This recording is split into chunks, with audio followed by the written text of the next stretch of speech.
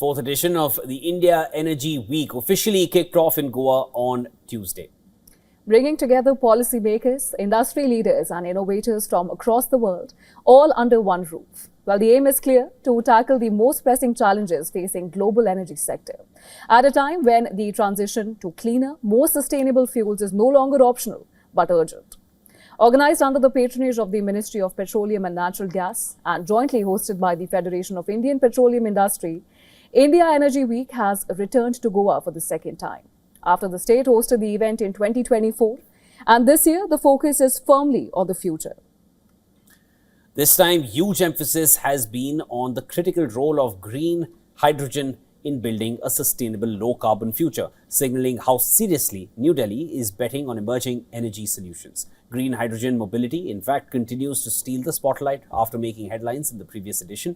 Green hydrogen-powered buses are once again at the center of attention this year, offering a glimpse into what clean public transport could look like in years ahead. Our correspondent, Dharamjot Kaur, spoke with the chairman of the Indian Oil Corporation, A.S. Sahni. Listen to this. We're here in Goa for India Energy Week 2026, standing inside the hydrogen bus, which probably, sir, would be one of the many things, many directions that new energy is now taking as an alternative to traditional forms of energy we've seen. As a pioneer in the industry, what are the major changes that you have seen in the past few years, and what are the major changes you're seeing here at this particular forum now? Today, we are working more and more towards other forms of energy, the newer forms of energy, the cleaner energies. Today, we are not here to focus or refocus on my conventional forms of energy, that is oil and gas. Today, we are discussing more and more on bioenergy forms. Today, we are discussing on solar and wind, and mostly, as you mentioned, we are standing inside a hydrogen-driven bus. Today, we are launching a hydrogen-driven drone, as you have seen outside, which probably will be launched just now. So today we are discussing, but this is not a commercial thing.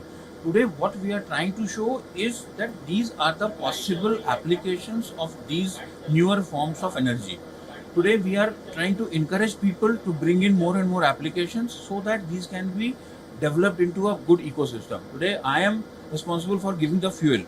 I am putting up India's largest green hydrogen plant at Panipat of 10,000 tons per annum, which will be operational by 27th of December.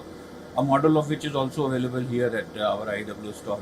So that is my contribution. But what I am doing all these things is for encouraging people to develop an ecosystem so that that can be used in mobility. That is my ultimate aim. Talking about India's demography and geography and how renewable energy and alternative energy can be deployed in the country, do you think it's going to be easily accessible in the coming years?